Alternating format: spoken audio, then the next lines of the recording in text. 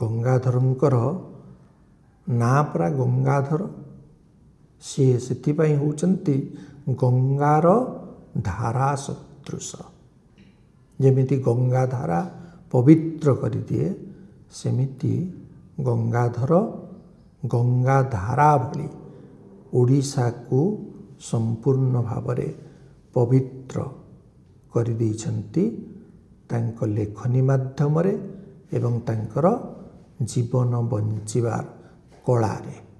मातृभूमि मातृभाषा रे ममता जार हृदय जन्मी नाही ताकू जदि ज्ञानी गणरे गणिबा अज्ञान रहिबे काहीं ए कविताटी जोठी अछि मातृभूमिर सेठी से परिकल्पना करिसंती विश्व परिवारर से कहउचंती जे जे जानिबे जे समग्र विश्व होची ईश्वरंकर गृह से समग्र पृथ्वीवासी को निजर सहोदर बोली ज्ञान करिवे।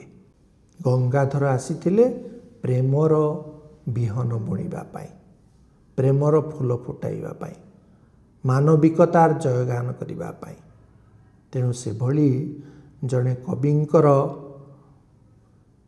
साहित्य जीवन संपर्क रे आमे जेते चर्चा करिबा ताहा कम बोली हमको मने हेबो।